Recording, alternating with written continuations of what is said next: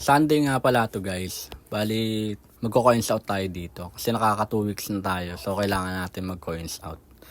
Every 2 weeks nga pala yung coins out natin. Kasi, yung iba kasi medyo napupuno na pagdating ng 2 weeks. Kaya yan. Ito, nakikita nyo may mga buo. Kasi minsan pag may magpapapalit, pag naubusan na ako ng barya, dito na ako kumukuha. Tapos pinabalik ko rin yung buo. Para pag nag-coins out tayo ng 2 weeks, after 2 weeks, ganun pa rin yung mabibilang natin. So, binabalik ko pa rin. So, yan na yung pangalawang box natin. Lahat pala ng computer natin is naka-traditional setup na tinatawag. Means, yun yung yung walang server. Mahirap mahirap mag-maintenance, pero doon ako sanay sa ganun. Kasi hindi pa ako marunong mag-diskless na setup, tsaka medyo pricey kasi yun eh.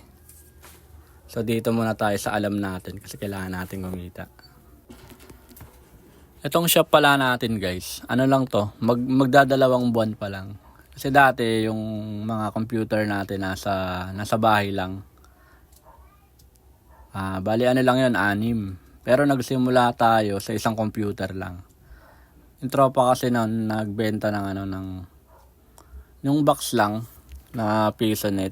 So, ang ginawa ko, tinry ko lang kung paano gumawa ng Mahilig kasi mag-explore. Tinry ko kung paano gumawa ng PisoNet.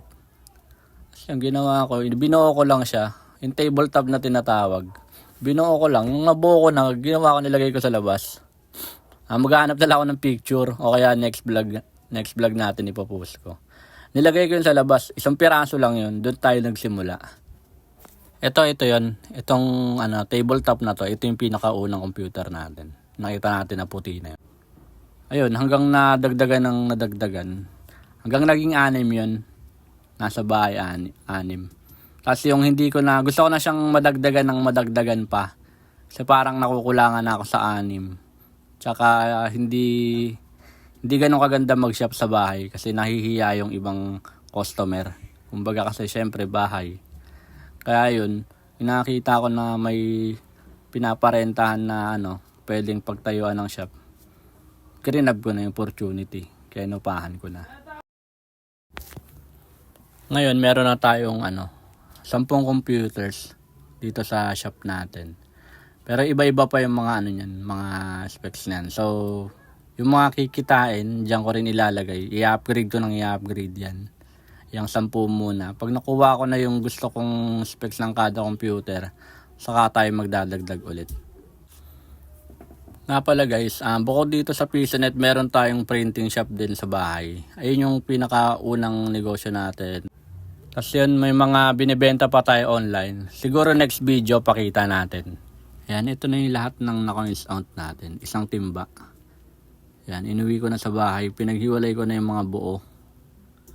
Mga papel, tsaka yung mga barya. At yan yung kinita natin ng 2 weeks.